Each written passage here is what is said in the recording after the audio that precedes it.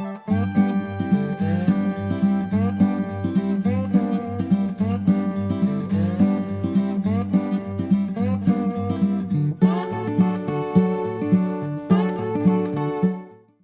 माताजी, हूँ छुं वनिताबेन गोंडलिया राजकोट थी मारी यूट्यूब चेनल वनीनी वानगी में तमारू स्वागत करूँ छूँ। तो आज आपणे बनावशुं मेथीनी कढ़ी। कढ़ी तो आपणे घणा प्रकारनी बनावी छे। चना कढ़ी बनावी थी, लीली तुवेरनी कढ़ी बनावी थी, भरेल मरचानी कढ़ी बनावी थी। तो आज आपणे बनाववानी छे मेथीनी कढ़ी। जो तमे मारो विडियो पहली वार जोता होय तो मारी चेनल ने सब्सक्राइब करी देजो, जेथी करीने आपणे वारंवार मळीए। तो लीली मेथीनी कढ़ी बनाववा माटे आपणे अहींया एक वाटको जेटली आपणे मेथी लई लीधी छे। आपणे आवी रीतना कटिंग करीने राख्युं छे। आपणे 3 થી 4 चमची आमां चणानो लोट लई लीधो छे। आपणे 2 डુંગળી सुधारीने आवी रीतना कटिंग करीने राख्युं छे।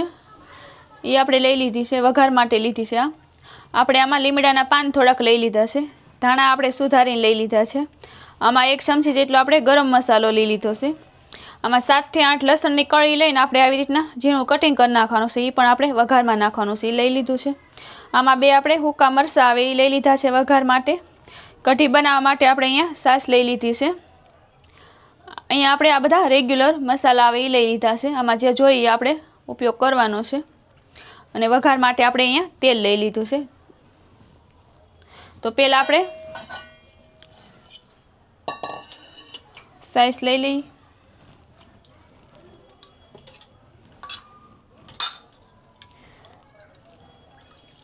ખાટી સાઈઝ આવે આપણે એ લેવાની છે। પહેલાં આપણે થોડી સાઈઝ લઈને આપણે એમાં ચણાનો લોટ હરખો મિક્સ કરી લઈએ, જેથી કરીને આપણે ગાંઠા ન રહે। આપણે 3 ચમચી જેટલો ચણાનો લોટ લઈ લીધો છે। આપણે કઢી હોય એ પ્રમાણે લઈ લેવાનો લોટ। બહુ સાઈઝ આપણે ખાટી હોય તો આપણે એમાં પાણી નાખી દેવાનું થોડું। આવી રીતના આપણે થોડીક સાઈઝ લઈને એમાં લોટ નાખીને બધું મિક્સ કરી લેવાનું।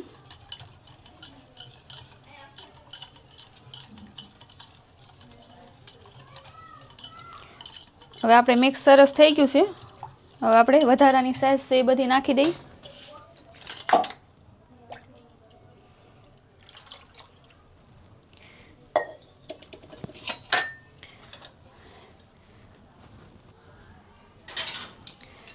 હવે આપણે આમાં સ્વાદ પ્રમાણે મીઠું નાખી દેવાનું છે। આપણે અડધી ચમચી જેટલું મીઠું નાખી દીધું છે। અડધી ચમચી આપણે હળદર પાવડર નાખી દઈએ। અડધી ચમચી આપણે ધાણા જીરું પાવડર નાખી દેવી। થોડું એવું આપણે લાલ મરચું નાખવાનું છે। અડધી ચમચીમાં પણ ઓછું લીધું છે આપણે।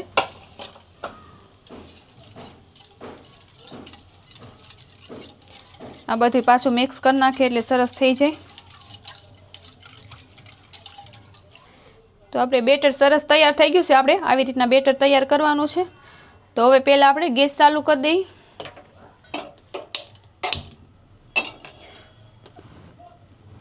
આમાં આપણે પહેલાં થોડું તેલ નાખીને આપણે મેથીની ભાજી છે એ આપણે સાતળી લેવાની છે। વઘાર આપણે છેલ્લે કરવાનો છે। આપણે 1 થી 1.5 પાવડા જેટલું આમાં તેલ નાખ્યું છે। આપણે મેથી છે એ ધોઈને જ લેવાની છે। આપણે એનું સુધારી લીધી હતી। હવે આપણે એમાં પાણી નાખી દીધું। આવી રીતે આપણે ધોઈ લેવાની છે। તેલ ગરમ થઈ જાય એટલે આપણે આ મેથી એમાં નાખી દેવાની છે। તો આપણે તેલ ગરમ થઈ ગયું છે, તો એમાં આપણે આ મેથી નાખી દેવાની છે।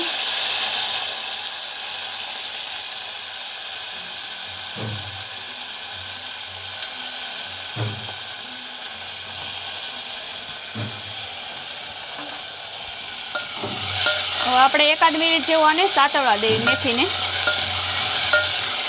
પછી આપણે આ કઢી છે એ કઢીનું બેટર આપણે તૈયાર કર્યું છે એ આમાં નાખી દેવાનું છે।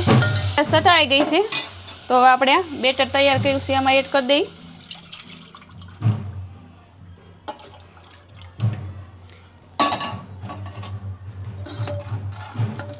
હવે આપણે આ કઢીને પાકવા દેવાની છે।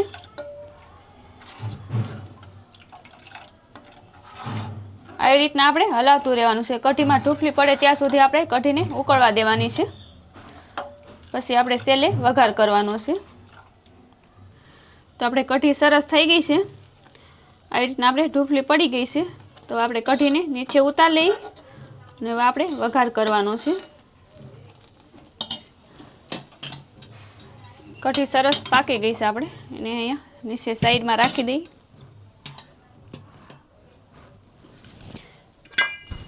હવે આપણે આમાં વઘાર કરી નાખીએ ઉપરથી. આપણે એક આ વાટકો છે એ વઘાર માટે જ રાખ્યો છે એટલે આપણે આમાં વઘાર કરી નાખીએ. આપણે આમાં 2 પાવડા તેલ લઈ લીધું છે.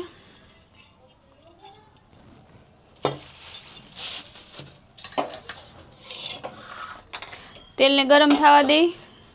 તો આપણે તેલ ગરમ થઈ ગયું છે. આપણે અડધી ચમચી જેટલી રાઈ નાખી દઈ. અડધી ચમચી જેટલું આપણે આખું જીરું આવે એ નાખી દઈ. રાઈને ફૂટવા દઈ. પછી આપણે આ લસણનું કટિંગ કરીને લીધું છે એ નાખી દઈએ. આમાં આપણે સૂકા મરચાં લીધા છે એ નાખી દેવાના છે. આપણે આ લીમડાના પાન લીધા છે એ નાખી દેવાના. હવે આમાં 1 ચમચી એટલે આપણે હિંગ નાખવાની છે. કાંદા સુધારીને લીધા છે એ નાખી દઈએ. ગેસની ફ્લેમ ધીમી કરી નાખવાની છે. આ ડુંગળી સતળાઈ જાય ત્યાં સુધી આપણે રહેવા દેવાનું છે. થોડુંક આપણે આમાં મીઠું નાખવાનું છે. થોડુંક હળદર પાવડર નાખવાનો છે.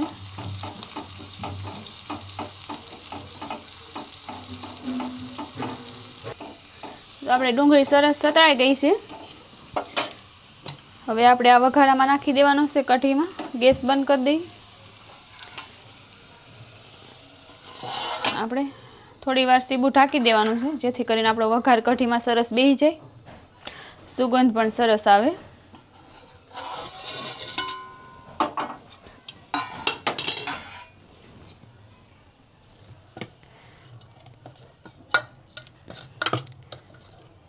કઢી આપણે આવી રીતના ઘાટી રાખવાની છે.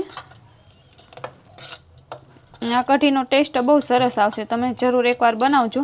હવે આપણે એમાં થોડો ગરમ મસાલો નાખવાનો છે. આપણે આ ધાણા સુધારીને લીધા છે એ નાખવાના છે. ઉપરથી એડ કરી દઈએ.